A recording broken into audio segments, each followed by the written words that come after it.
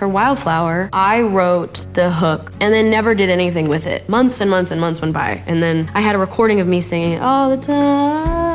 And I just thought it was so beautiful and I was really needing to write about it. We had a day in the studio. Phineas took his little toy guitar and we went and sat in the yard. We wrote the first verse, pre, and chorus. I actually came up with I see her in the back of my mind all the time. It has one of the most sad lines, which is, I know that you love me, you don't need to remind me. I am 100% confident that you love me. I know this. That's not the problem. What was so important about the song is that it was a feeling that I was experiencing that I think I was alone in. It's like a girl code song. It's like a breaking girl code.